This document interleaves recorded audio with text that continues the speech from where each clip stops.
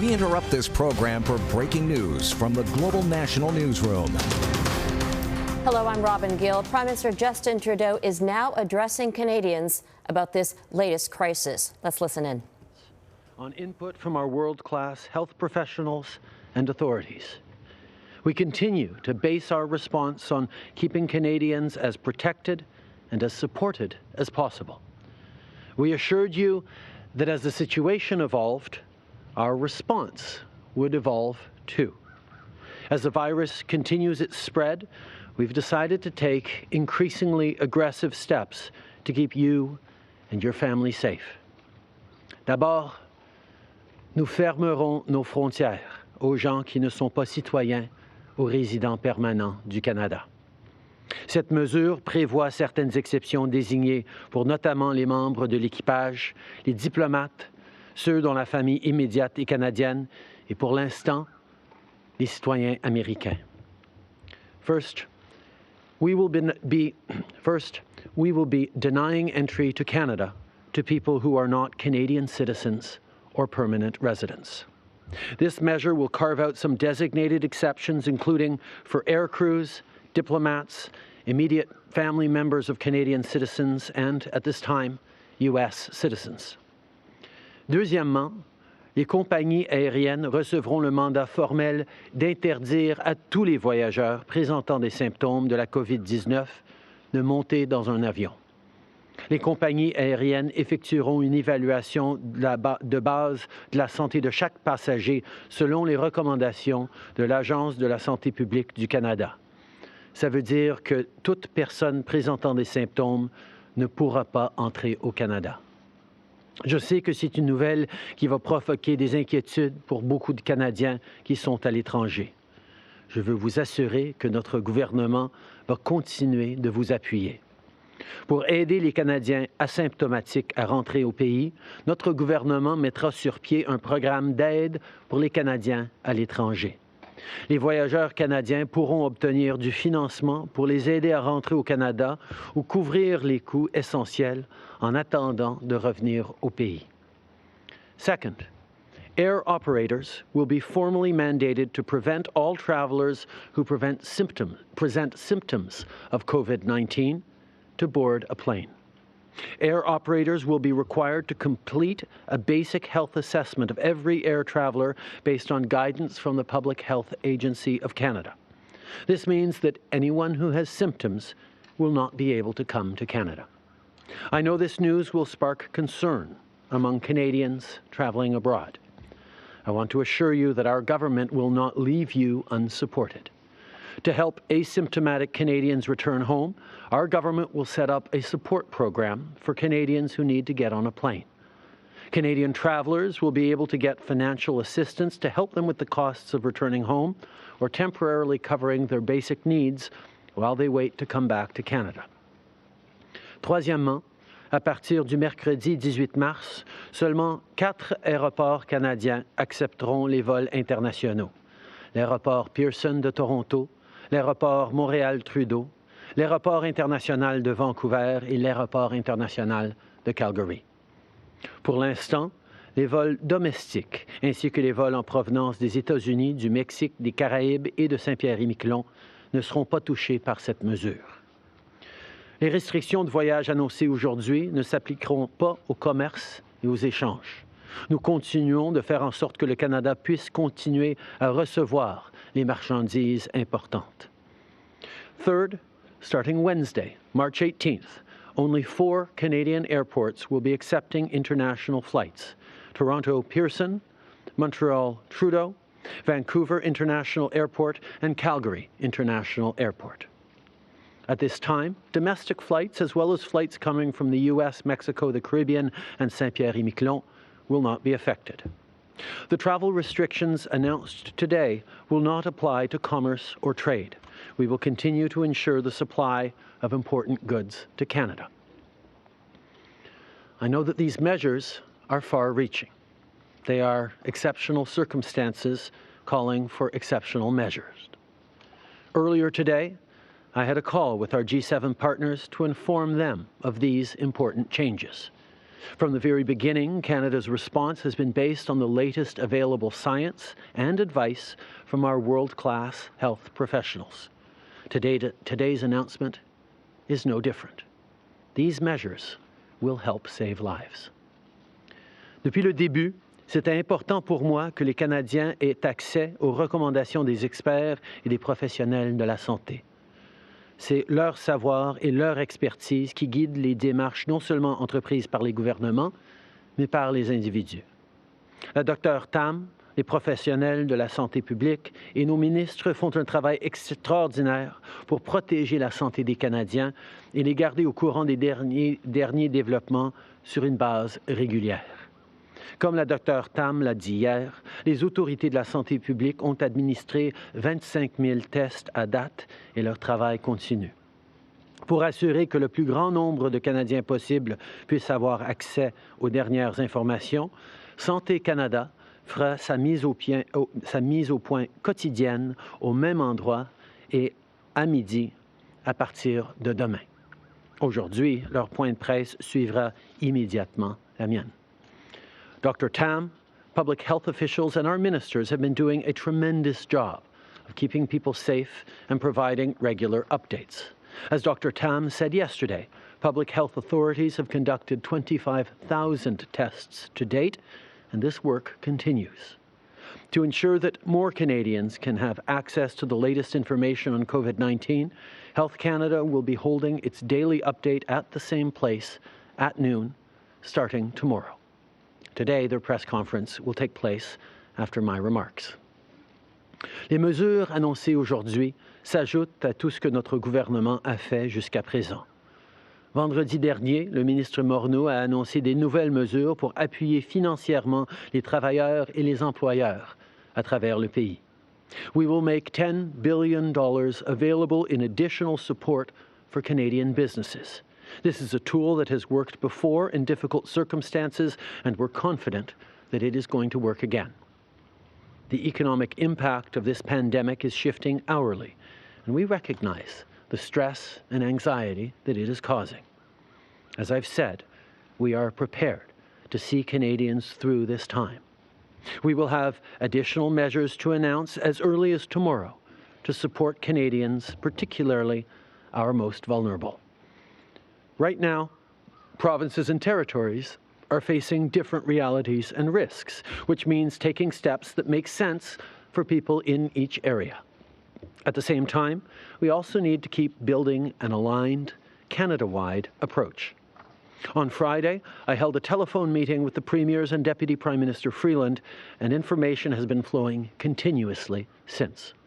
We've been in constant communication with the provinces and territories so that there are no barriers between our jurisdictions during this critical time. During the meeting, I spoke to premiers about the $1 billion COVID-19 response fund our government has put in place, which includes support for provinces and territories and their healthcare systems so hospitals can prepare. We can still slow the spread of this virus, but as Dr. Tam said, that window is closing. So far, we've seen many provinces take aggressive steps to protect their communities. I want to thank them for their work. It's time to take every precaution to keep people safe. The COVID-19 Response Fund also includes support for Indigenous communities. On Friday, I spoke with First Nations, Inuit, and Métis Nation leaders to discuss the work we're doing together on preparedness and mitigation efforts. Minister Miller also provided an update on our regular coordination with Indigenous partners, as well as the provinces and territories. Minister Van Daal has also been connecting with the territories and is working on exceptional measures to protect the North. We're making sure that everyone, no matter where they live, is prepared. Les mesures annoncées aujourd'hui s'ajoutent aux recommandations émises par les professionnels de la santé publique. Je tiens à rappeler à tous les Canadiens qu'ils devraient éviter les voyages non essentiels à l'extérieur du pays jusqu'à nouvel ordre. Nous recommandons également à tous ceux et celles qui sont présentement à l'étranger de rentrer au pays alors qu'il est toujours possible de le faire. Je vais être clair. Si vous êtes à l'étranger, il est temps de rentrer chez vous. Si vous venez de rentrer, vous devez vous isoler pendant 14 jours. Et finalement, tous les Canadiens devraient rester chez eux. En restant chez vous, vous pouvez non seulement protéger votre santé et celle de vos proches, mais faire en sorte que nos professionnels de la santé et nos systèmes de santé puissent aider davantage ceux qui en ont besoin. I want to remind all Canadians that they should avoid non-essential travel outside of our country until further notice. Canadian travelers should return to Canada via commercial means while it is still possible to do so. Let me be clear. If you're abroad, it's time for you to come home. If you've just arrived, you must self-isolate for 14 days. And finally, all Canadians, as much as possible, should stay home. By staying home, you can not only protect your health and that of those around you, but ensure that our healthcare professionals and our healthcare systems can focus on those who need their help. This is an adjustment for all of us. We know that staying home is an important step to protect the community and each other. We all have to do it. But I want to remind all Canadians that social distancing doesn't mean we have to stop talking to each other. Pick up the phone, write an email, FaceTime. The strength of our country is our capacity to come together and care for each other, especially in times of need. So call your friends, check in with your family, think of your community. Buy only what you need at the store. But if you're heading out to grab groceries, ask your neighbor if you can get them anything. And if you know someone who is working on the front lines, send them a thank you. See how they're holding up. In Canada, we're lucky to have outstanding healthcare professionals. I want to thank them once again for their tireless efforts to keep us all safe. At the same time, our government is doing everything it needs to do to keep you safe, to keep your family safe, and to keep our economy strong. No matter what our next steps look like, you can rest assured that we will take them together with premiers and mayors, with doctors and families and neighbors, because that is what Canadians do in difficult times. We pull together and we look after each other. Merci beaucoup tout le monde. Bonjour, Louis Blouin de Radio-Canada. Monsieur Trudeau, la réponse de votre gouvernement, elle est critiquée. Il y a des gens qui jugent que ce que vous annoncez aujourd'hui, ça vient beaucoup trop tard, que les contrôles aussi qui ont été réalisés dans les aéroports ont été laxistes. Ma question, est-ce que vous assumez la moindre responsabilité pour ce que plusieurs considèrent comme des ratés de votre gouvernement? Mike Armstrong, who's fluent in French. Mike, can you tell us what the Prime Minister is saying? He's being asked whether he takes any responsibility for some of the shortcomings, as some premiers have cited in the last few days. Okay. I will highlight that the situation, as we all know, has been evolving extremely rapidly. And we've taken measures over the past number of days to keep Canadians safe. And we're taking more measures, significant measures today. I can understand people's frustration, and that's why we're ensuring that there is more that will be done every step of the way to keep Canadians safe. Juste pour être clair, donc vous n'admettez aucune erreur? Écoutez, il y a toujours des choses qu'on doit faire et on va continuer de faire. There are things we had to do. We'll keep doing as much as we can or more in the coming days. He's being asked why are they not limiting access to Americans? Attentivement avec les États-Unis, j'ai parlé plusieurs fois au cours des derniers jours. We're in constant contact with the Americans. I've been speaking to the Prime Minister, President Trump. De nos deux pays à tellement d'égards que ça we are trying to integrate our countries as much as possible. Particulier pour les prochaines étapes. Organizing coordination for the next steps. CTV News. Prime Minister, you've been telling us for several weeks now that a travel ban was not required, that it wasn't helpful. What changed your mind overnight, and do you regret not acting sooner to take this step that's taken by other jurisdictions, other countries? This situation, as everyone knows, has been evolving extremely rapidly, and the recommendations of public health and public safety have been evolving as well. At every step, we've taken the best advice of our public health officials, and now is the time to take this particular step. It is a significant step. It is a step that we take in exceptional circumstances, but it is the right step to be taking today. Another brutal day on the stock markets this morning. TSX is down 7% just this morning, actually almost 8%. What is your message to Canadians who are seeing their retirement savings being wiped away, and especially those who are thinking of retiring in the near future? Our focus right now is on ensuring that Canadians who are staying home from work have enough money to be able to buy groceries and pay their rent. These are measures that we will be moving forward with in the coming days to ensure that people can keep themselves and their loved ones safe and healthy.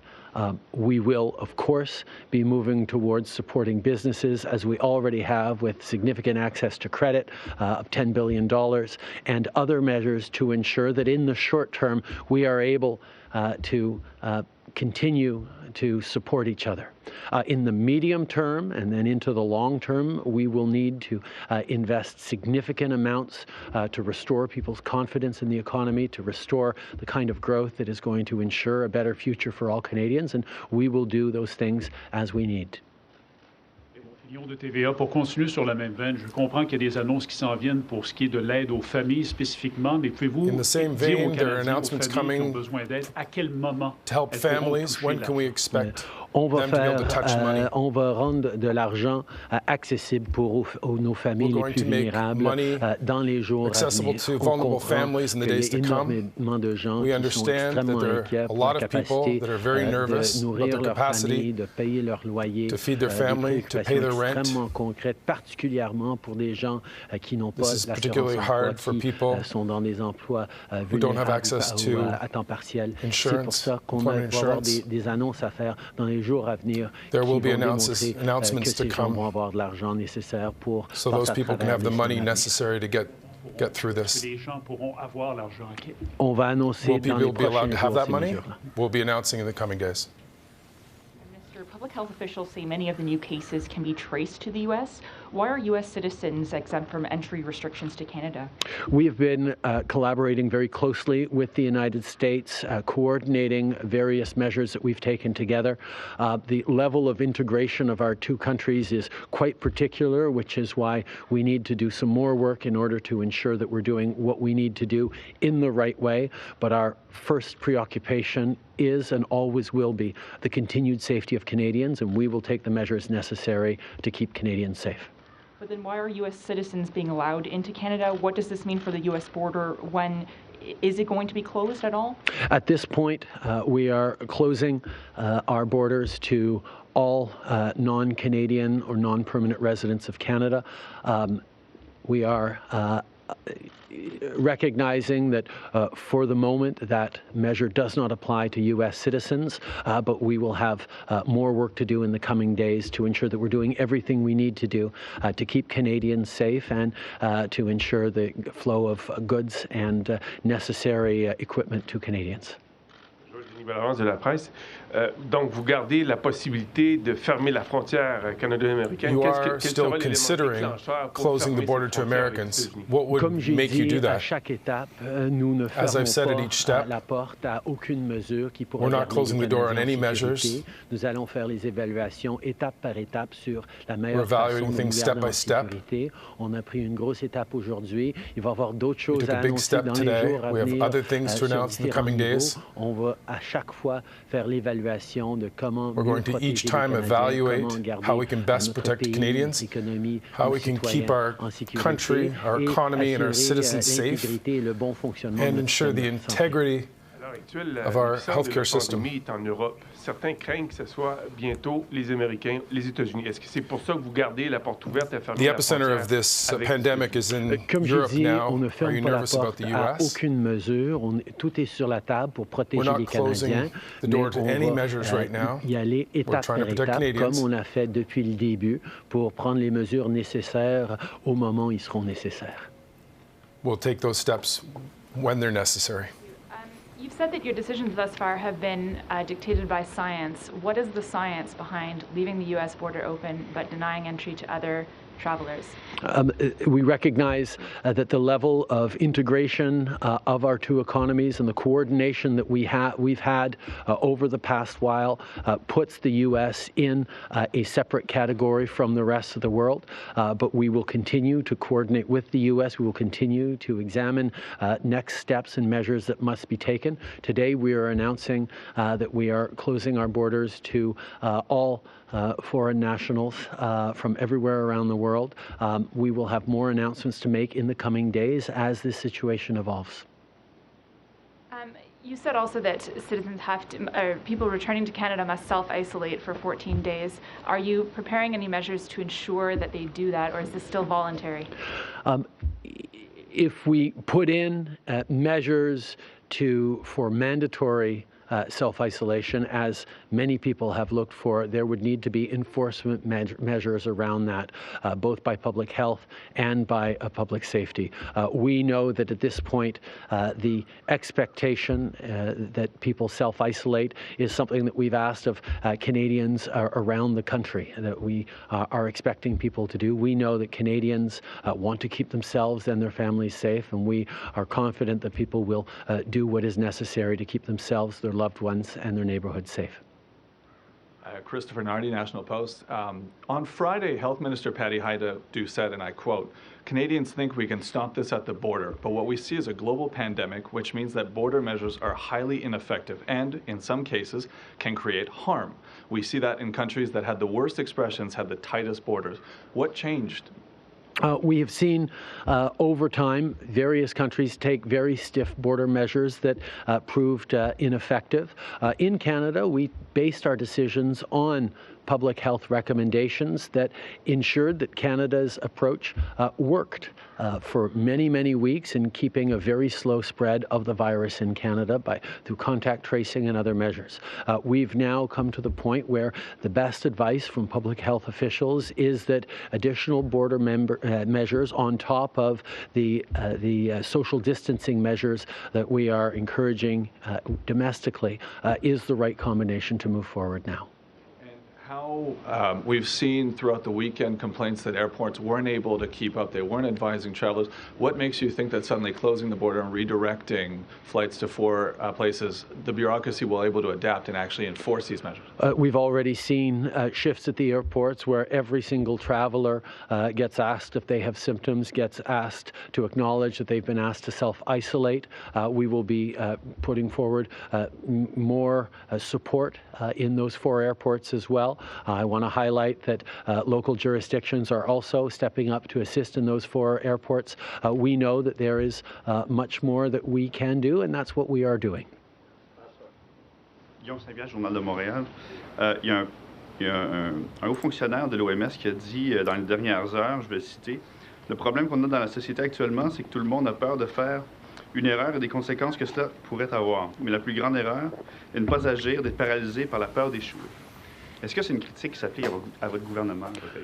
Au contraire, the Prime Minister is being asked whether he's nervous about not doing enough. Recommandées par les meilleurs experts pour garder les Canadiens en sécurité. We're doing what the best experts have told us to do to keep Canadians safe. That's one of the reasons since the beginning of this crisis, we saw measures that have worked in Canada. We have a trajectory that's lower than in other places. On a pris des mesures additionnelles aujourd'hui parce que c'était le temps qu'on les prenne. On a eu une rencontre du cabinet hier soir où on a discuté longuement de la science et des recommandations. Et on est confiant qu'on est en train de faire ce qui est nécessaire pour garder les Canadiens en sécurité aujourd'hui. Mais comme on sait, on est dans une situation qui évolue constamment et on va vous mettre à jour au fur et à mesure qu'on prend des mesures additionnelles. Whenever we can, whenever new information comes in. Santé publique, mais tous ne s'entendent pas non plus nécessairement sur les mesures à prendre. Est-ce qu'il n'y a pas un moment où des décisions politiques being asked doivent être about prises political decisions pour rassurer la population?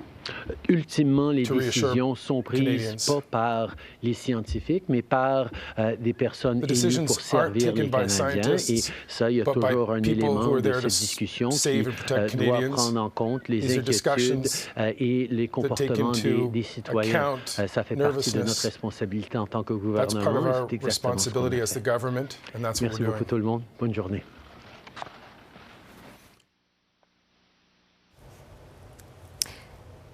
You just heard from the Prime Minister in Ottawa, coming out of self-isolation to talk about the most aggressive measures for traveling, and the biggest one is closing the border. Let's bring in Mike Armstrong, who's also been following this news conference. There were two other measures. Let's guide us through what's happening here. Sure. The Prime Minister is basically closing the border to most countries. He announced they're going to be denying entrance to Canada to everybody except citizens or permanent residents of Canada. At this time, U.S. citizens are exempt from this, and there are also some other exceptions, airline crews, diplomats, things like that. The second big part of this announcement today, airlines are now formally mandated to refuse access to anyone with symptoms. So someone with a fever or a cough now will not be allowed onto planes. No one with those symptoms is allowed to come back to Canada.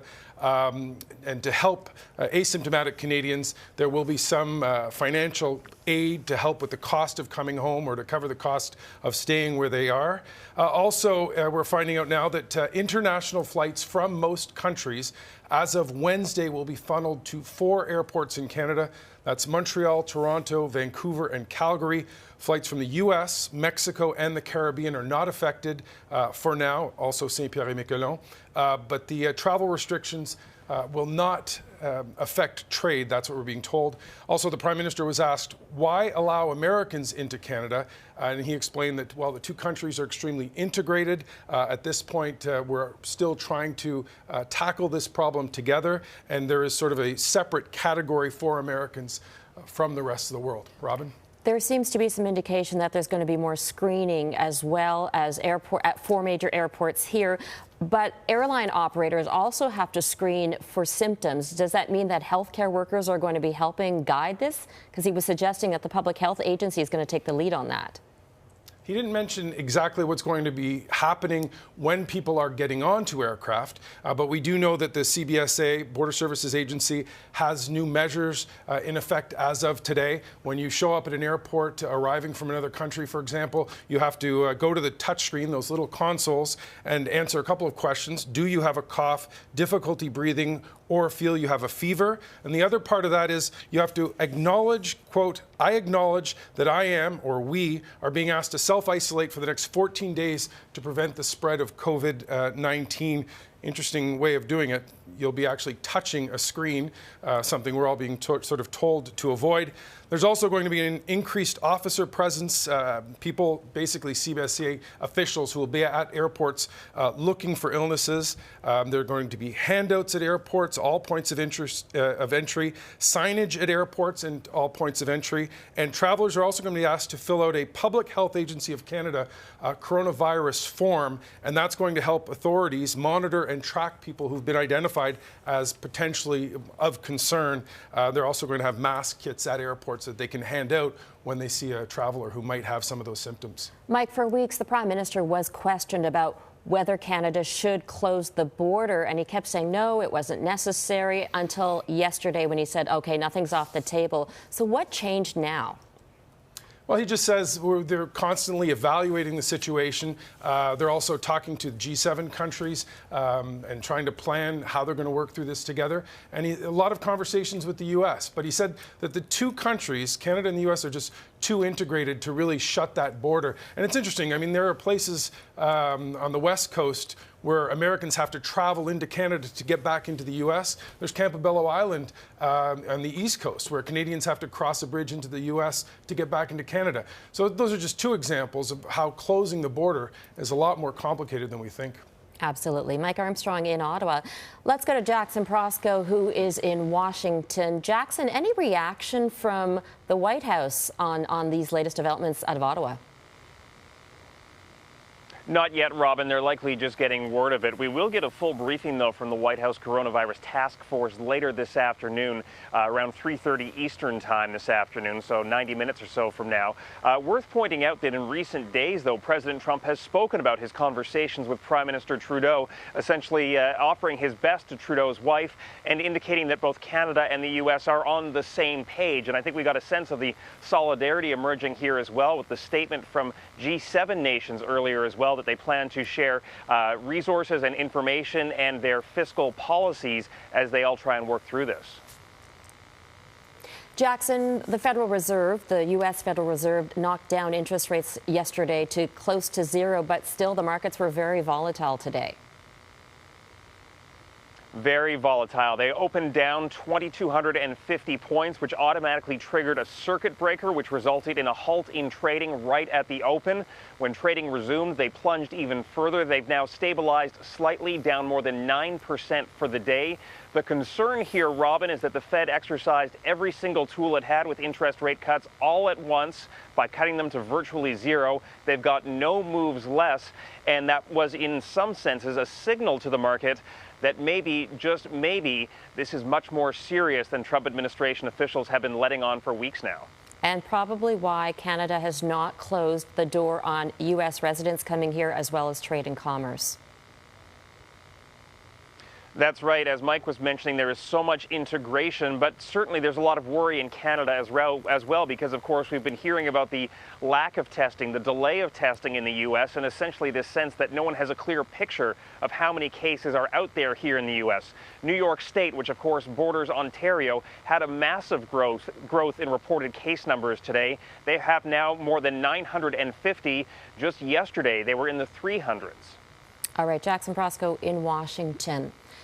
Once again, the Prime Minister has announced new measures in response to the COVID-19 pandemic. The border is being closed to most non-Canadian citizens and non-Canadian permanent residents, but diplomats, flight crews, and American citizens are all exempt from this rule. Also, starting Wednesday, only 4 Canadian airports will accept international flights. They are Toronto Pearson, Montreal Trudeau, Calgary International, and Vancouver International. The Prime Minister also has a message for any Canadians abroad. Now is the time to come home. The incident response group, made up of federal ministers, is now going to speak from Ottawa, and you can watch that and find full details on the Prime Minister's announcement on globalnews.ca and on Global National tonight. I'm Robin Gill. Thanks for watching. We return you now to regularly scheduled programming. This has been a special report from Global News. The measures which the Prime Minister announced just now are essential to that effort. And we will continue to adapt our approach to the ever-changing environment in which we all now exist. As Dr. Tam said yesterday, Canada's window to flatten the curve is closing.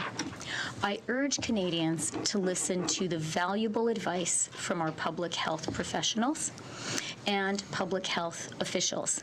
These are and must be our entire country's trusted sources of advice and information. And what the experts are telling us is that this situation will get worse before it gets better. This is not a time to quibble about federal and provincial responsibilities or about who will pay the bill. Our clear priority is and must be the health and safety of Canadians. And I have to say, I am so proud of how Canadians, from business to labor, from Indigenous leaders to premiers and mayors, and of course our outstanding healthcare professionals, are all rising to the challenge. Team Canada truly is coming together. Together we can meet this challenge, and we will. We must all act now, and we must act together. Starting today, we will be formalizing formal federal government updates as daily briefings for Canadians. We will also provide a daily briefing for all parliamentarians. So now we're going to hear from the Minister of Health, Patty Hajdu, then the Minister of Transport, Mark Garneau, then the Minister of Public Safety and Emergency Preparedness, Bill Blair. And my dear colleague, the President of Treasury Board and the Vice Chair of the Cabinet Committee on COVID-19, Jean-Yves Duclos. Thank you. Well, thanks everybody for joining us, and good afternoon. As Canadians know, the cases of COVID-19 are rising in Canada, and all levels of government have been working together to prepare and support Canadians through this unprecedented health crisis. First, I want to offer my deepest thank you to those on the front line, the public health officials, the border service agents, the healthcare workers, and the many others who are working so hard on behalf of all of us. And I also want to thank all of the other workers who are often unseen and unsung, the cooks, the cleaners, the drivers, and others who are keeping all of the things that we need running. As you've heard Dr. Tam say, now is the time to pull out all of the stops to flatten the curve or slow the rate of infection. We must try very hard this will together. Be very hard, and it will require much personal sacrifice. And it will require all of us helping in many different ways. Ensemble, nous pouvons aider nos familles. Together, we can help our families, colleagues, and communities. The measures that we take together now will protect people in our communities who are most at risk and ensure that our healthcare system can meet any surge in demand. All of us can take actions to reduce the spread of COVID-19. Stay at home, wash your hands well and often, and practice social distancing. I know that many people are worried about running out of food and other essential supplies. Please know that we are not running out of food or other supplies. The Retail Council of Canada is working very closely with our government to ensure that our supply chain remains strong. Please don't buy more than you need in a 2-week period. Remember your neighbors, those people that buy just in time, and buy only what you need. Be kind to one another. Even though this is going to be very hard, Canada is strong, Canadians are strong, and we've been through times that are hard before. The things that we do now that require sacrifice and generosity will get us through this time together. OK, et maintenant le ministre Garneau. Thank you. And so let me get into some specifics about travel. Today, as Minister of Transport, I am enacting measures under the Aeronautics Act in order to reduce the spread of COVID-19, especially through international travel. As the Prime Minister stated, effective March 18th at noon, Canada will deny boarding to all foreign nationals on flights to Canada other than transborder flights, in other words, flights from the U.S., and to any foreign national who has resided outside of Canada or the United States in the last 14 days. The measure will not apply to Canadian citizens and permanent residents, immediate family members of citizens, or permanent residents, to air crews, to travelers in transit to another country, and to diplomats. Je vais répéter en français. Dès midi, le 18 mars, le Canada va refuser l'embarquement à tous les citoyens étrangers prenant des vols vers le Canada à partir d'un autre pays que les États-Unis, ainsi qu'à tous les ressortissants étrangers ayant résidé ailleurs qu'au Canada ou aux États-Unis dans les 14 derniers jours. Cette mesure ne s'applique pas aux citoyens canadiens et aux résidents permanents, à la famille immédiate des citoyens canadiens et des résidents permanents, aux équipages et personnels de cabine, aux voyageurs en transit vers un autre pays et aux diplomates.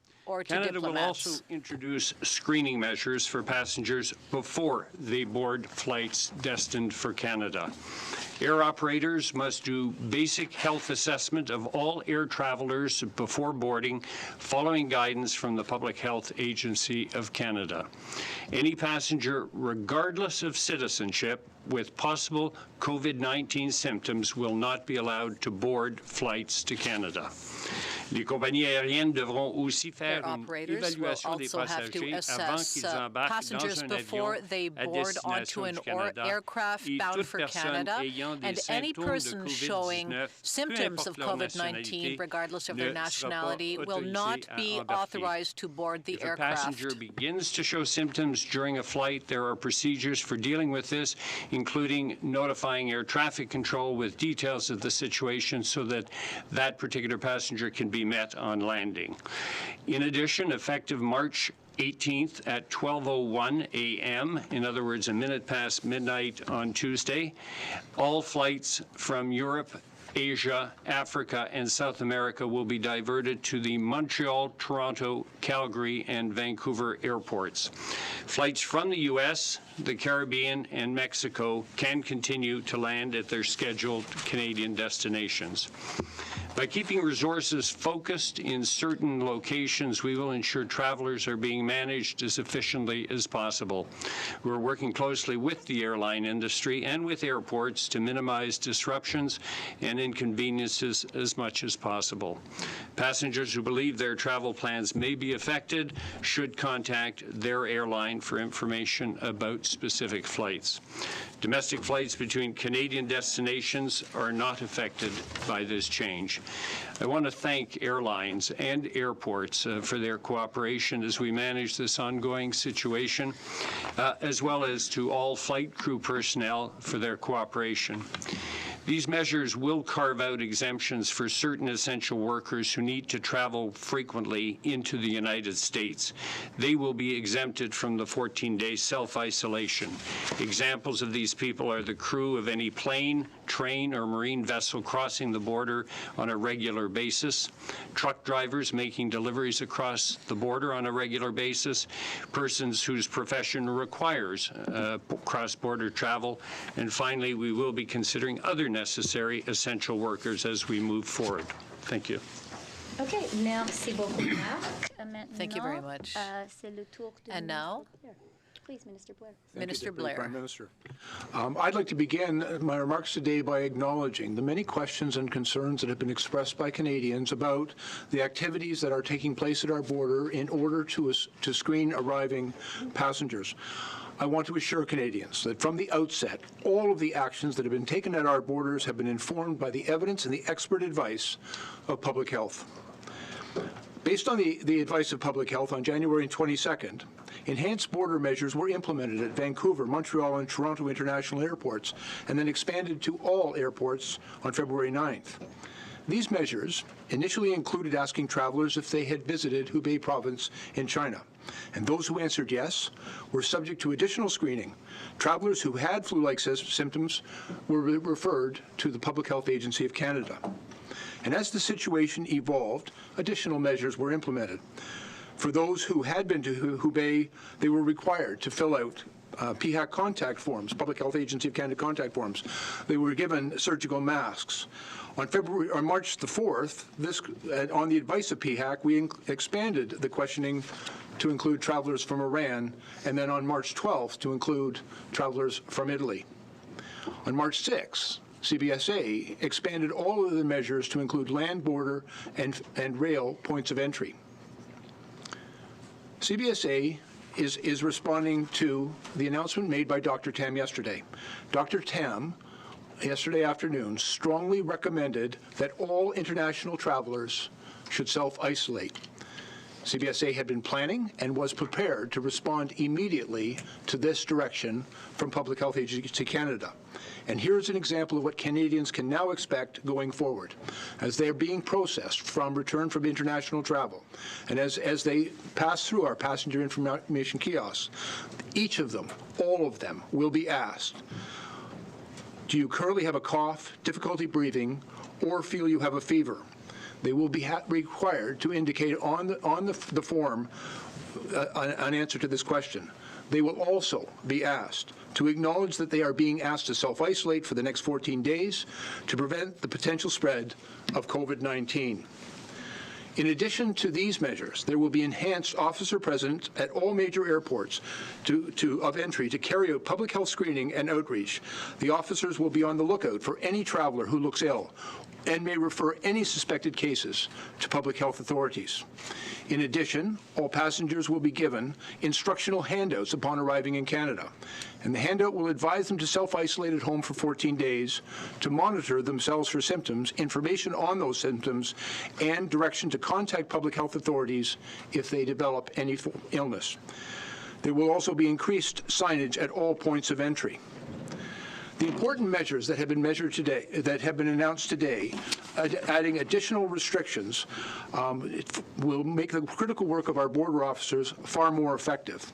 And for example, by limiting international flights to our 4 main airports, it allows for the concentration and efficient use of our limited resources.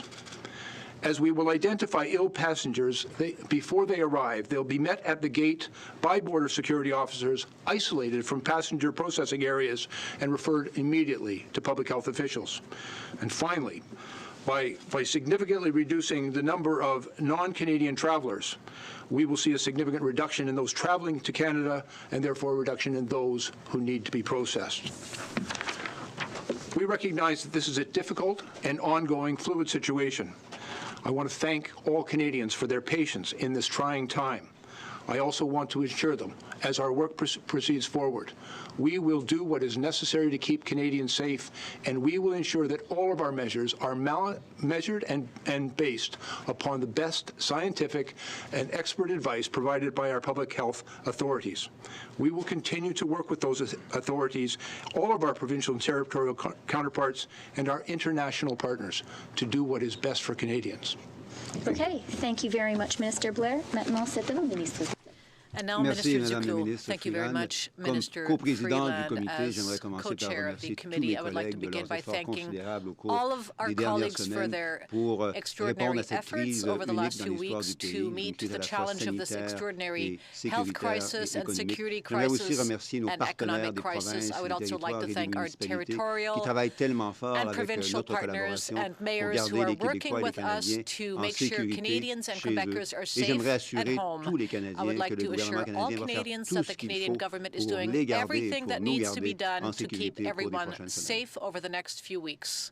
Okay, and I will just say before we take your questions to remind everyone that Dr. Tam and Dr. New will be available to you to provide that expert public health advice as soon as you have finished dealing with us. Okay, so we're going to take 5 questions from the floor, then we'll go to the phones. Reminder, we're using the microphone. We're going to go Joanna Smith from Canadian Press, and then Marie Vestel, Le Devoir. Hi, good afternoon. At those 4 airports, when people are being asked to self-isolate, are they going to be asked to self-isolate there, or are they free to go home? No, we're instructing them after they have been processed, and again, these are for people who are not symptomatic, but for all others who are coming in, they'll ask to go home and then begin the process of self-isolation. And with the documents and information that we'll give them advice on how that might be accomplished safely and healthily. And what measures are you taking? I mean, presuming there's going to be much longer lineups now to go through processing. That's crowds of hundreds of people and gatherings much larger than governments are recommending people gather in. What measures are you taking to make sure that airports themselves don't become a vector for disease with these touchscreens, in particular the questionnaires? Yeah, it's a very important question, and measures are, in fact, being put in place. First of all, as a direct result of the measures that have been taken limiting non-Canadian travelers coming in from international destinations, there will be significantly fewer people that have to be processed. But we are taking measures in the processing areas and in the hallways approaching them to ensure that proper social distancing is practiced there.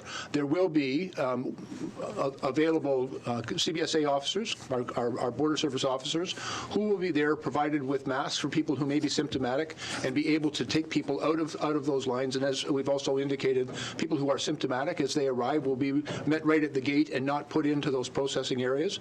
I am also aware, and perhaps Mr. Garneau could mention, that other efforts are being made to make sure that the areas in which the arriving passengers are processed are regularly cleaned and disinfected to make sure that they are safe and healthy environments for this action to take place. So perhaps Minister Blair covered it, but essentially we were in touch with the airports last night, and this is for all airports, with respect to trying to lay out things so that there is more social distancing when people arrive at the airport, whether they're on their way in or on their way out, and secondly also that increased levels of disinfection take place at the airports. Okay, we're going to go Marie Vestel, Le Devoir, and then Lina Deeb, La Presse Canadienne. Hi, I don't know if this is for Mr. Rideau or Mr. Blair, mais Monsieur Garneau, si vous voulez répondre, vous pouvez répondre en français. Mr. Garneau, feel free to respond in French. You're wearing your earpieces. in regards to travelers from the U.S. who are still allowed to come in, they will not be directed to those strictly 4 airports where you're redirecting traffic. They will be going still to every airport. So are there any extra measures that are being put in place for those travelers, given that Ontario Public Health today said that they have snowbirds coming back from the United States who are contaminated, for lack of a better word in English? What are you doing to ensure that those people who you are still letting in don't just spread out the virus even more? If I may, all of those in those airports, because there are other international flights coming from the U.S. and other sun destinations that are coming in there, all of those returning travelers will be given exactly the same information. They'll have to fill out the same forms. They'll have to advise if they are symptomatic, and on the form they will also have to acknowledge that they have been advised to self-isolate. There are additional questions and observations that will be made in those airports by our officials. If anyone is symptomatic, there are processes in place to identify them and appropriate referrals to public health. And in every case, all of them will receive information to self-isolate. And that, by the way, is not just those snowbirds, as we often refer to them, people who currently are, maybe spent the winter down in Florida or in Arizona. Many of them will be driving back. That same information will be provided to them as they cross into Canada, ensuring that they understand the need to self-isolate for 14 days. That's the advice that's been given by Public Health Canada, and that's the advice that will be communicated to each and every one of them.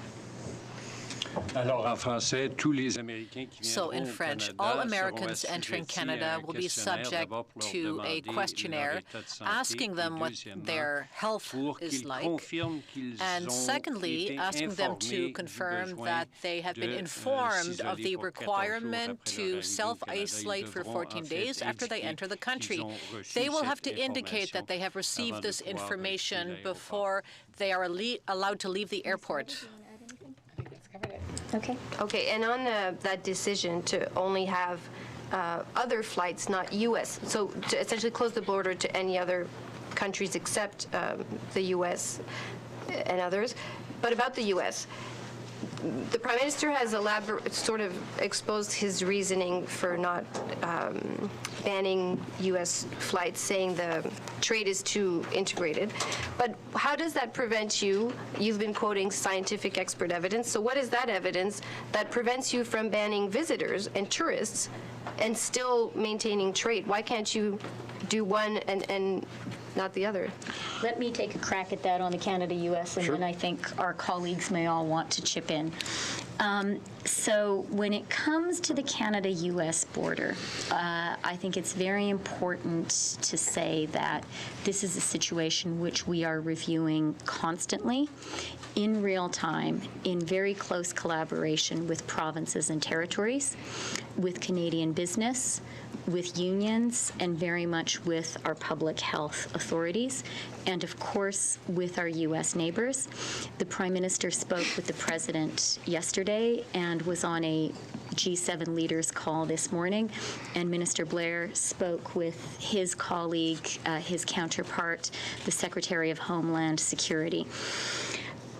Canada and the United States have the longest unmilitarized border in the world, and that border, we all know, is absolutely vital to the daily life of people who live on both sides of that border. At the same time, I think both Canadians and Americans understand that we need to constantly be reviewing the practical measures that we can and need to take to protect the health and safety of Canadians and Americans. And that is something that we are constantly reviewing and we are working on. As Minister Garneau said, the strong recommendation to self-isolate for 14 days after coming into Canada from outside Canada also applies to people who are coming to Canada from the United States. We have understood, just because of the way that Canada-U.S. border in particular is a lifeline for both of our countries, that there do need to be some carve-outs to that strong recommendation for essential workers. People like the truck drivers who are driving trucks of food in both directions across the border. People, as Minister Garneau said, like air crews. There are other categories of essential workers as well, and that is a situation which we are closely and continuously reviewing. Je peux me répéter en français? Non, ça va? OK, est-ce que quelqu'un... The scientific reasoning behind not still allowing trade but banning visitors. Why can't you just do one and you have to keep both open?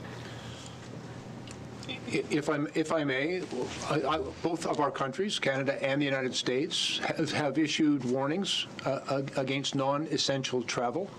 And so I think that is very consistent with our approach that would significantly limit the people that you refer to as tourists and others and visitors.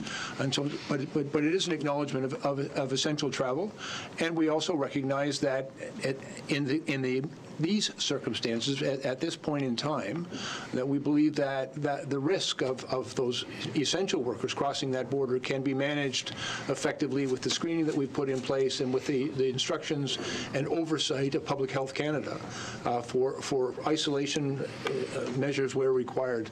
And so I think it is important to acknowledge that we recognize that our country's the critical infrastructure and our economies are significantly integrated, and additionally that there are Canadians on both sides, Canadians and Americans on both sides of that border who need, for purposes of their employment and to help keep Canada running properly, to be able to move across that border. But we will put the appropriate measures in to mitigate the risk that may represent to Canadians.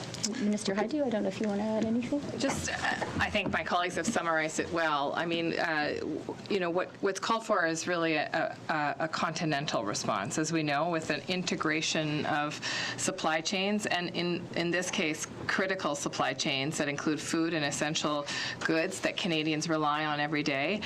What we do on the American border is going to have to be done thoughtfully and in partnership with our American cousins, as well as our Mexican partners. And so this week, I have a scheduled call with Secretary Azar and my Mexican health counterpart to talk about a North American approach. Obviously, there are challenges in this situation that are unprecedented, but I know that Secretary and Azar both believe that we have to be cautious and prudent in how we apply this so that it doesn't pose other health risks to Canadians and Americans that would include running out of essential goods. Okay, we're going to go to Lena Deeb and then Ashley Burke. Yeah, maybe I'll try you again on the same topic, Minister Rideau. Just talking about health and science and not taking into account the goods. I'm still not clear on why are we still letting Americans come into Canada? We're not talking about truck drivers. I mean, they can get specific permits to drive food trucks. Why are we not shutting the border to all Americans when we see what's going on in the States on the health picture of things? Well, again, we've advised all Canadians to avoid non-essential travel. Our counterparts are in the process of doing the same kinds of measures around the world. I will say that making sure that we get the right specific details about what are essential workers is critically important. That's work that's happening right now, I know, with Minister Freeland and others around making sure that the policies we put into place together is not going to have an adverse impact on the functioning of either of our countries. Listen, you heard my opening remarks. Canadians are worried about their food supply. This is a real thing and a live thing in North America where we have an integrated economy, integrated supply chains, and where both countries rely on each other to provide essential goods that include foods and other products for our homes, etc., including medications. So it's very important that we do this with a degree of precision and in the spirit of a strong relationship that much of the work that we've done in previous on things like NAFTA has been conducted, and that's the work that we're doing right now. We'll have more to say in the days to come. Peut-être pour ma prochaine, je peux essayer, Madame Freeland. Ms. Freeland, quand vous avez discuté avec les Américains when you spoke with the Americans about the possibility of closing the border, did their reaction lead you to make the decision you have made and not a more rigid and quicker decision? Was it the reaction of the Americans which inspired your decision? Answer, no, absolutely not. Our decision is one which was taken by Canadian leaders alongside the Prime Minister. We had a cabinet discussion involving all cabinet members when this decision was taken. The decision was taken to protect the health and safety of Canadians. And for us, for our government, the health and safety of Canadians will always be our top priority. Canada is a sovereign nation. Our decisions are taken by Canadian leaders for Canadian citizens, always. CBC, and then we're going to take some from the phone. Minister Hajdu, there's been a lot of talk about that the window is narrow to flatten the curve. How narrow is that window? And as well, does the data suggest that Canada right now is flattening the curve? Well, thanks. Those are really good questions. And the window is narrow because now we will see an acceleration of cases. We now have community transmission in a number of locations across Canada. And what that simply means is that we cannot actually pin a case to international travel, that we are seeing it spread from community member to community member. And so we are at a critical phase, as Dr. Tam said, because the intent now is to contain the cases as rapidly as possible and to slow that spread. In terms of, so that's how narrow the window. Could you repeat the second question, please? Does that suggest that Canada's flattening the curve right now? So it's too early to tell. The answer about the curve and whether or not we're flattening the curve, it's too early to tell. What I can say is that the evidence so far suggests that our early measures have been successful in actually being able to pinpoint where cases are and to not have the widespread transmission that we've seen in other countries that have taken either unorthodox measures or not taken any measures at all. For example, we knew we had cases before we had deaths. In some countries, they knew they had deaths before they knew they had cases. And that is a very bad sign. What that means is you have uncontained transmission and people who have been sick for a long time before they die, allowing for further spread. In our case, because we have had a steady progression of measures based on science and evidence, we've been able so far to be able to contain our spread. But now as we see our cases grow through community transmission, this, as Dr. Tam said, is the critical phase. This is why we're calling on all Canadians to take these extreme social measures, including staying home, including working from home, including the cancellation of events. Later, Dr. Tam will make an announcement that we're now asking people to consider canceling events that are larger in size than 50 people, because the time is so critical. And so I would urge all Canadians to do what you can to be part of flattening the curve. There are a lot of Canadians right now that are abroad trying to get home. They're trying to follow the government's advice and book flights. Some of them have to wait days, and there's a fear out there that they're going to be stuck in another country. That country's border could close down. And as Minister Champagne's been saying, there won't be repatriating Canadians from around the world. Are you talking to airlines to try to make sure they're still flying, getting extra flights there?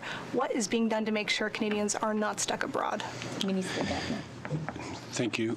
So we are conscious of the fact that some people Canadians are abroad and are having difficulty returning and will have greater difficulty as a result of the measures that we have announced today. So we are talking with the airlines. But in addition, about the possibilities to bring people home, it's the very early stages at this point.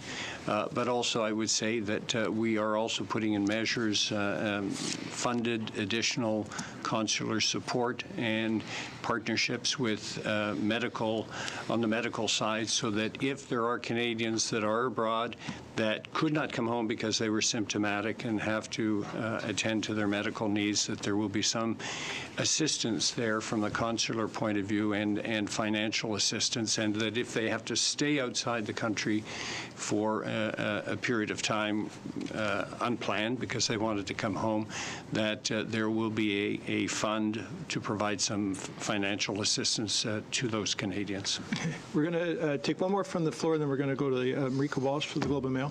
Hi there. I'd like to get some more information about what the coordination is between the provinces and the federal government. Canadians across the country are getting very different information. I understand different jurisdictions. I understand different caseloads and all of those things. But the Prime Minister said today there is an aligned response, and we're not seeing it.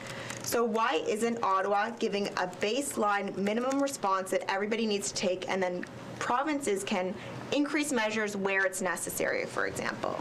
Okay, I'm going to maybe ask Minister Hajdu to talk about the very close coordination that is happening on the public health side, and then maybe I'll make a couple comments about cooperation with provinces in general. Well, thank you for the question, and I will say that that's exactly what's been happening since the very early days when we first noticed that cluster of cases in Wuhan. Dr. Tam convened what's called the special committee that pulls together public health officers from all across the provinces and territories with the federal government to begin that close coordination to prepare for what could and what did eventually become a pandemic. So that coordination is happening, and there are baseline guidance provisions at all different levels, at technical guiding levels for hospitals and for practitioners, a variety of other kind of considerations, including procurement professionals that are working across jurisdictions to make sure we have a scope of the knowledge about what's needed, where the gaps are. That work has been going on since very early January.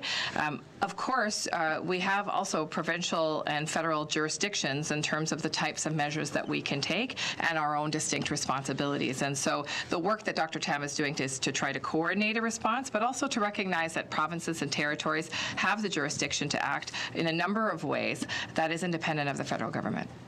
And if I could just add that, we very much recognize, as Minister Hajdu has just said, that there are specific conditions in specific cities, specific provinces. That's why we have public health officers also at the provincial and the city level. And those public health officers are all behaving in, I would say, a very admirable, proactive, and energetic fashion. As Minister Hajdu said, there is very good national coordination of all of the public health officers. And at the political level, on Friday, we had a call chaired by the Prime Minister of all of the First Ministers. Since then, over the weekend, I spoke with a bunch of premiers directly, so did the Prime Minister. We plan to now have regular calls at the First Minister's level to coordinate our national response. That's going to be very important. And then just finally, it is so important, given that this is first and foremost a question of protecting the health and safety of Canadians, to be very clear with all Canadians that the federal government absolutely acknowledges the need for federal leadership. We are not going to quibble about federal provincial responsibilities here. The federal government will be there to be sure the Canadian healthcare system across the country has the resources to deal with this situation, whether it comes to our national bulk procurement efforts or the commitment that we have made to provide financial support to the healthcare system. Okay, operator, take a question from the line. Thank you. Once again, please press star 1 on the telephone keypad if you have a question. N'hésitez pas à appuyer sur étoile 1 pour toute question. The first question, la première question is from Hélène Buzetti from Le Devoir, Hélène Buzetti du Devoir. Please go ahead. Your line is open. À vous la parole. Oui, bonjour. Ma première question est pour M. Garneau. Thank you. My first question is for Mr. Garneau. You acknowledged today that by limiting foreign flights, there will be fewer flights than previously. This will make it harder for Canadians who want to come home. So can you repeat whether Canada is willing to repatriate its citizens abroad. If they have trouble finding a flight, what kind of financial aid will you give these Canadians? Will there be a cap of $5,000, for instance? Well, as it now stands, we have not excluded various options, but we have begun discussions with airlines to see whether we could bring about a plan to repatriate certain Canadians who just cannot come home, or because there might be a delay for them, or because they might be presenting symptoms of COVID-19. So we're looking at all of those scenarios right now, and we're just at the beginning of that process in our discussions with the airlines. However, at the same time, we are recognizing that there will be a need for enhanced consular services. So we are going to send more financing to our consulates, and we recognize that some people will have to stay abroad for longer because they are either getting over COVID-19 or they are in the 14-day isolation period. So we would help these Canadians with financial support. We have not set a threshold, but we have set up a fund, and we will have more information in the coming days. My other question is for Ms. Freeland. You said that only Canadian citizens and permanent residents can come home again, and perhaps a few others, but there's a question for people who have a work permit or a study permit, study visa or work visa, people who don't have a status in Canada but who live here and who may have just gone abroad on a short trip. Will they be able to come back to Canada? People who have the right to return to Canada are Canadian citizens, permanent residents, direct family members of these two groups, and we will make some exceptions for essential personnel. Minister Garneau has already referred to pilots and flight crew. I'm sorry, I'm talking about people who have a worker student visa.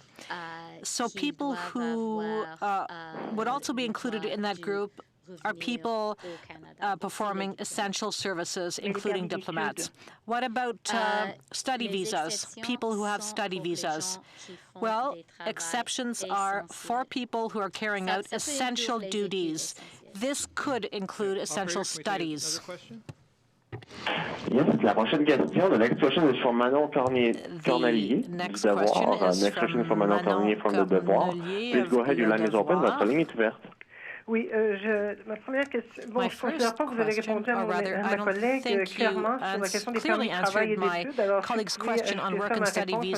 If you could clarify that for me, that would be good. Je ne comprends pas pourquoi on nous parle qu'on veut éviter pénurie d'aliments, médicaments.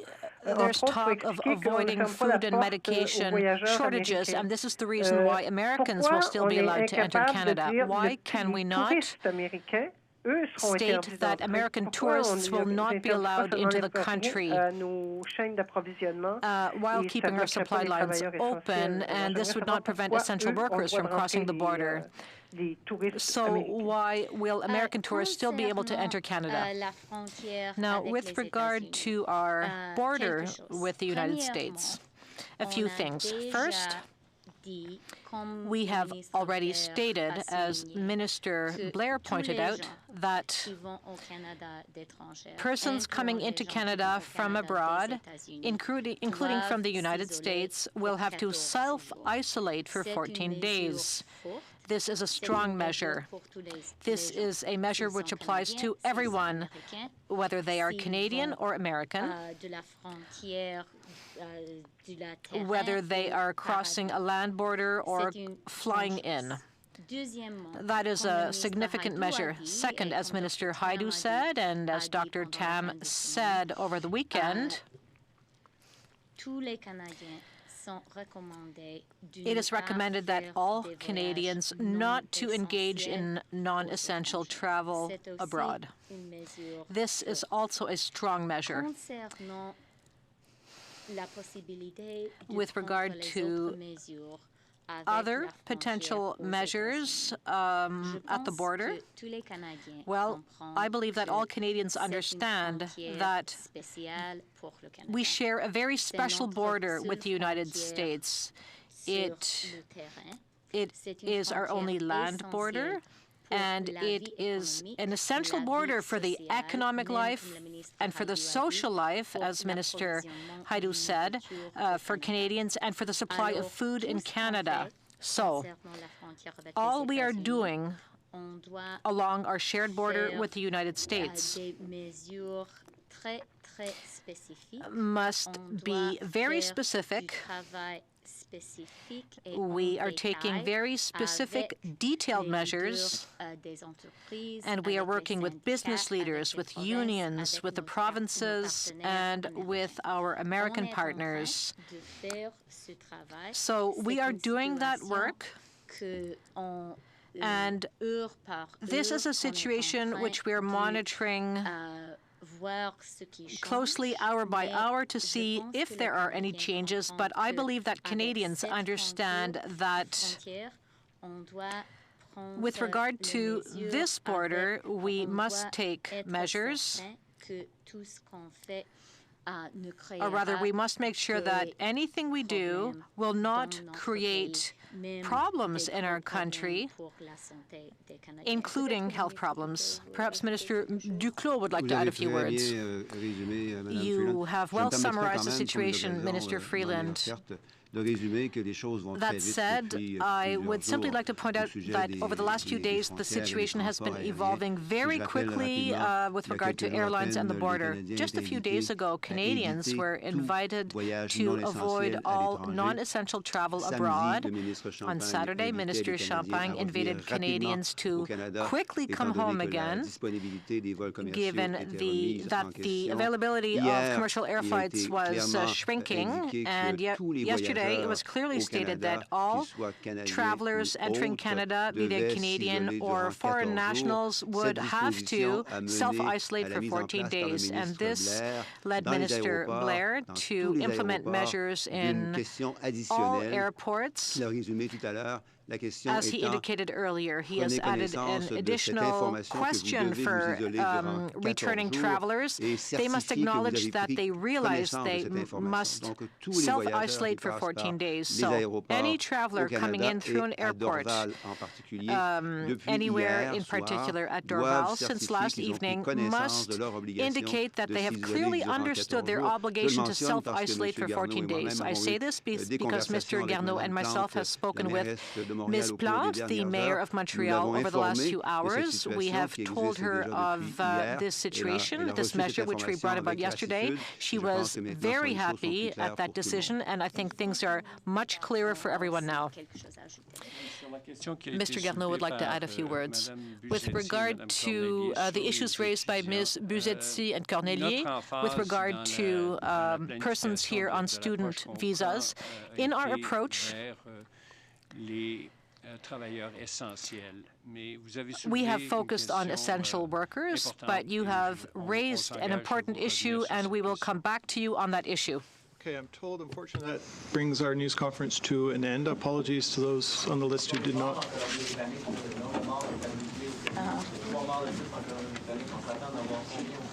À quel point vous êtes inquiet en ce moment? The question was inaudible. Respond to that. Well, I'll speak from the health minister's perspective. I've been working very closely with Minister Dix in BC to talk about an approach that actually reaches our goal of obviously reducing cases and infection in Canada, while also, as I mentioned earlier, maintaining our supply chain. And I know that Minister Freeland has been engaging with Premier Horgan as well on the very same issue. As I said earlier, this is a complicated situation. Obviously, we are working very closely with the United States on ways that we can protect our citizens on both sides of the border, but that also keeps the integrity of our supply chain intact. Obviously, for BC, it is important that they have access to the U.S. market for a number of essential goods, including food, and the same can be said for the United States for many of the things that Canada produces. So we're going to continue those conversations with the Americans this week, and we will have more to say in the days to come. Thank you. Yeah, I'd like to add on BC, if I may. Hang on. If I could just add on BC, as Minister Hajdu said, we are in very close contact with the BC authorities. Minister Hajdu is working very closely with Minister Dix. I spoke at length with Premier Horgan over the weekend, working with Minister Garneau. We made some changes, for example, to the treatment of passengers on BC ferries to help with social distancing. We are very aware of the situation in BC, where they are facing a significant outbreak situation. They are next door to Washington State. Premier Horgan has a very good relationship with the governor of Washington State, and they are also in constant contact. At the same time, as Minister Hajdu said, BC, like every single province and territory in Canada, has extremely close, extremely dense social and economic connections, human connections with the United States. We need to, in taking actions on that border, act with real care, with real delicacy, and with real precision. The fact that we are saying to all visitors to Canada and all returning Canadians that they are strongly recommended to go into 14-day self-isolation means, self-isolation for 14 days in Canada, that I don't consider to be something that a tourist would like to do for a holiday. This is serious for everyone traveling to our country, and we are advising Canadians only to undertake essential travel outside the country. We are very carefully reviewing the situation at our shared border with the United States in close collaboration with our American partners. We are saying to Canadians, let's take measures here to protect ourselves and protect our neighbors. That applies to the people who live next door to us, and the Americans live next door to us. So we are working closely on this, but I want to emphasize to Canadians, and I think Canadians understand this very well, it is a dense and close relationship, and measures that we take there will be carefully thought through. It is important for us to be mindful of the really close connections. For example, as Minister Hajdu has said, food supply in Canada is very closely connected with the U.S. economy, and the U.S. food supply is connected with greenhouses across Canada. So we need to act with great care and deliberation, and we will also act with alacrity. Okay. Merci. On sera ici demain. We will see you again tomorrow.